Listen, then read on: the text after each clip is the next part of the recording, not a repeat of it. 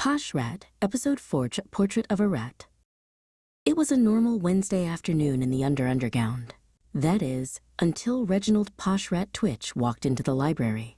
He plopped his top hat onto the desk where I, Mr. Barnes, sat tinkering with his walking cane. "What do you think, Poshy?" I said.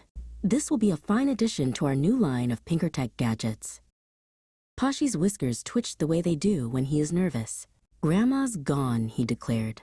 "Has her ghost finally stopped haunting the back garden?" I asked. No. I'm talking about her portrait. The painting of Grandma is missing from my father's parlor." "Stolen, you say?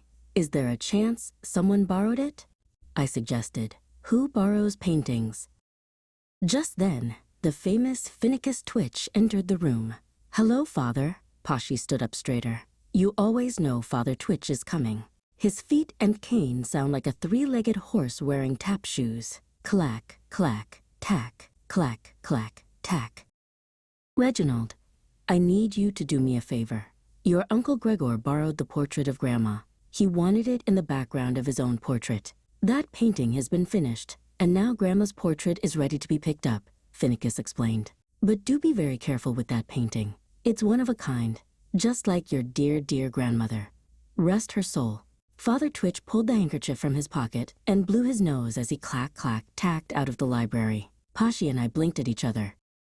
"Well then, it seems people do borrow paintings," Poshy said. He placed his top hat back onto his handsome head. "Will you join me on this task, Mr. Barnes?" His whiskers wiggled. Naturally, I buttoned my waistcoat. The journey down the canal to Uncle Gregor's house was uneventful. We fetched the precious artwork easily. It had already been placed inside a cloth sack. However, the return journey was rather eventful. You see, I enjoy a bit of painting myself, so I was very curious to see the portrait up close. Poshy rode the boat as I pulled the portrait from its cloth sack. "Oh dear Barnes, what are you doing? Be careful. That's a one-of-a-kind portrait." "You heard Father. Please put it away." Poshy paused his rowing. "Oh, Poshy, don't fret, good friend. Look, the painting is beautiful. I love that green jewel your grandma is wearing." I turned to show him. Very fine indeed. Such detail in the fur as well. Okay. That's quite enough. Wrap it back up before it." Splash! Poshy accidentally knocked the painting with his oar. It went right into the water. Ah, Barnes, what have I done? "Fear not, Poshy. I'll save the painting." I jumped overboard and rescued it. Then I climbed back into the small boat. "There we are. Not to worry. It's..." Gasp! The paint was washed away. Just a faded bit of Grandma's head and shoulders remained. "Oh, Poshy," I cried, now dripping wet. "This is troublesome. Your father will..." "Oh, I hate to think of it." I paused and sighed. "Poshy, I'll take the blame. Your father dislikes me already."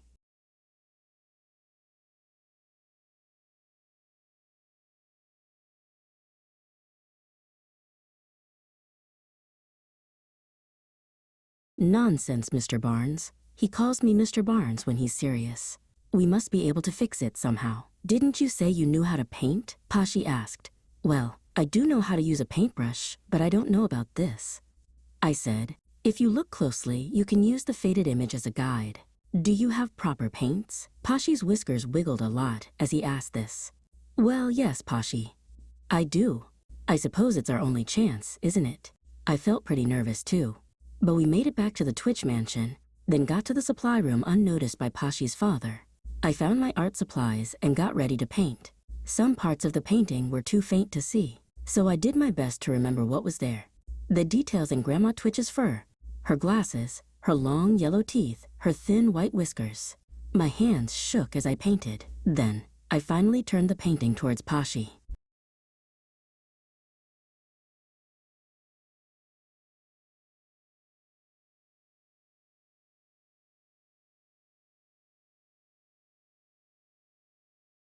His eyes grew wide. "What? Say something. Is it okay?" I swallowed. "Barnesy. He calls me Barnesy when he is amazed. It's perfect." "You did it. You are a good painter. No one will tell the difference. Brilliant, brilliant." We hung the painting in the parlor, and celebrated with a small lunch of chips, peas, and iced tea. Then we took another look at the painting. That's when we noticed. "The green jewel," we both said at the same time. I had forgotten to paint in the little green jewel. How could I have forgotten? I kicked myself. "Your dad will surely notice." Before I could go get my paintbrush, we heard those footsteps. Clack, clack, tack. "Oh, dear Gouda," I said. "I don't have time to fix it. What are we going to do?" Poshy's whiskers flattened in deep thought. Then he swept up the straw from his iced tea and took a single pea from his lunch plate.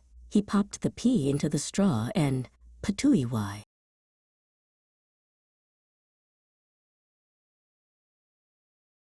Posh Rat spit the pea onto the painting right where the green jewel should be, all just before Father Twitch turned the corner and clack, clack, tacked into the parlor.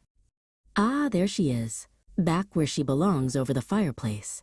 Sometimes Father Twitch sounds like he is smiling, even though his rat mouth always frowns. You know, it's funny. I never noticed how lifelike Grandma's eyes were in this painting.